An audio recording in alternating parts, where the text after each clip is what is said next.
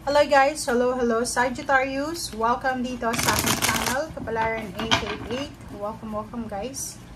Alamin natin kung anong messages, vibration, gabay energy para sa lahat ng Sagittarius. I hope na makuha mo yung energy dito, Saggy. Okay, thank you sa lahat ng Sagittarius na andito pa rin sa aking channel. Yung mga naghihintay para sa weekly tarot, sorry guys kasi ako ay may sipon, may ubo, may lagnat, so ngayon pinipilit ko lang na mag-read, but manageable naman sa ngayon. Okay? Okay, 4 of Gabriel. Wow! Congratulations sa'yo, Sagittarius, kasi sa linggong ito, posibleng makakatanggap ka ng balita na pwedeng maging dahilan, rason, ng selebrasyon. Isang abundant rewards, awards, dahil sa pagiging masipag mo, and posibleng selebrasyon dahil sa love life, or pwedeng selebrasyon dahil sa pamilya, or selebrasyon dahil sa nakuha mo yung kung ano yung gusto mo. Okay? So, yung first 3 cards mo, kung makikita mo dyan, tingnan mo, 4 of Gabriel, sinasabi na may isi-celebrate ka sa linggong ito. Or it's time to celebrate. Alisin mo daw yung sarili mo sa mga burdensome situation. Yung mga hindi naman nagdudulot ng kaligayahan, alisin mo sa mindset mo, sa kung ano pa man. Kasi sayang ng oras, everything happens for a reason, but kung halimbawa na ginugol mo na yung isip at puso mo sa kalungkutan, diba? Ano namang may bibigyan yan sa'yo? The sun in the world, isang accomplishment, completion, may makukompleto dito. So, pwedeng may balita kang matatanggap from your family, from your friends, from your loved ones na it's a accomplishment, achievement, satisfaction to na energy. So, nakikita ko sir dito na full of celebration, full of happiness. Pwedeng mayroon kang karelasyon na siya ay paalis na, papunta na siya ng ibang bansa, or pwedeng ikaw to na may magbabalita sa'yo na, uy, alam mo ba,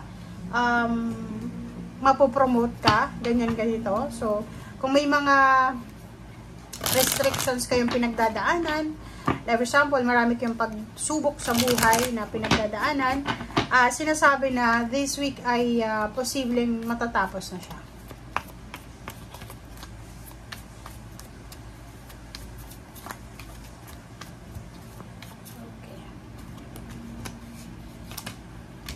Okay. Tingnan natin. Chariot. Same with the Pisces. Nakikita ko sa inyo dito yung improvements.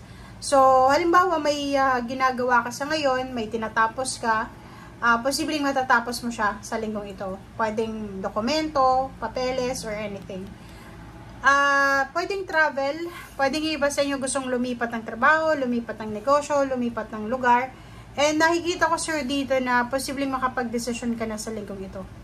Pwedeng matagal mo siyang pinag-isipan kung uuwi ka ng probinsya, lilipat ka ng lugar, uuwi ka ng Pilipinas, or anything.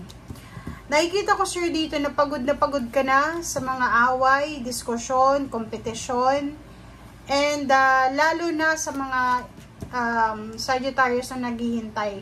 So either naghihintay ka ng pera, naghihintay ka ng contract signing, naghihintay ka ng visa, result, or anything, nakikita ko pagod ka na. Tingnan mo, oh. Or pwedeng travel siya. 'Di ba? So, pwedeng yung iba sa inyo, pagod na kayo sa paghihintay kung kailan ba darating yung visa mo, working visa. And dito nakikita ko na parang i-abandon mo na lang yung situation na yan. Parang hahayaan mo na lang, okay, kung hindi darating, parang. Mahilig ka sa sinasabi na yung intuition, kasi yung intuition mo ay may sinasabi sa'yo na pwedeng makatulong sa'yo, lalo na sa source of financial mo in the near future.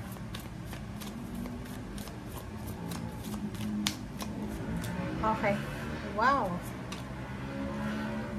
Okay, so nakikita ko sir dito, sa future to hindi to sa ngayon. Kung may mga problema ka sa pera sa ngayon, problema sa communication, problema sa pamilya, or pwedeng relationship, in the near future, it's either end of the year, 2025, going to 2026, nakikita ko sa'yo dito na ma-overcome mo lahat ng mga pinagdadaanan mo sa ngayon. So, ano yung ibig sabihin yan? Ano bang pinagdadaanan mo sa ngayon? Huwag kang tumambay dyan. Kaya hayaan mo lang na dumaan ka dyan sa sitwasyon na yan. Ngayon talagang buhay, minsan masaya, minsan malungkot, minsan namumroblema. Tingnan mo yung 8 of Wands mo, 'di ba? Sinasabi diyan na isang unexpected, isang mabilis na balita tungkol sa trabaho, tungkol sa negosyo, tungkol sa pagkakaperahan. Okay, ang darating sa iyo. Pwedeng may kakilala ka, may connection ka na makakatulong sa iyo kung saan ka pwedeng pumasok ng trabaho or kung saan ka pwedeng makahanap ng pwedeng pagkakitaan. Sa usaping relationship, ganun na naman, bumalik na naman to. Nakikita ko sa'yo dito, ang dami-daming choices, ang daming pwedeng pagkakitaan. The problem is, mas matimbang sa'yo yung emotion mo kaysa sa pera. Totoo naman yun eh, yung mga Sagittarius, hindi sila masyadong materialistic. Masyado silang nakafocus sa emotion. Kaya nilang ipagpalit ang career nila, ang business nila sa relationship, sa love life. So, dito nakikita ko sa'yo na medyo natatakot ka. Natatakot yung iba sa inyo dyan na posibleng iwanan kayo ng karelasyon nyo. Natatakot kayo na baka dahil sa pag-chase nyo, paghahanap nyo ng pera, paghahanap nyo ng pangkabuhayan, ay pwedeng masira yung relationship nyo. Diba ang galing?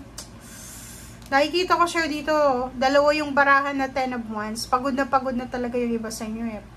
Pwedeng sa linggong ito, kung pagod ka, magpahinga ka. Sa relationship, kung panay-away naman kayo, kasi may 5 of Wands dito, much better muna kayo, mag-cool off muna kayo. Kasi pag palagi kayo magkaharap, walang solusyon dyan. Lalo na yung isa sa inyo ay sawang-sawa na. Yung parang ayaw nyo na talaga. Hindi mo na mapipilit yung ganyan. Okay? Okay, 9 of Swords. And then, sinasabi ng baraha, huwag kang mag-alala. 4 months from now, 4 weeks from now, kung ano man ang iniiyak mo sa ngayon, or maybe 4 years, kung ano man daw rason kung bakit ka umiiyak ngayon, yan din yung rason kung bakit ka magiging sobrang masaya. 'Di ba? And nandito yung The Sun, sinasabi sa'yo, it's double confirmation na marami ka talagang rason para maging masaya. Pero minsan, nangingibabaw yung kalungkutan.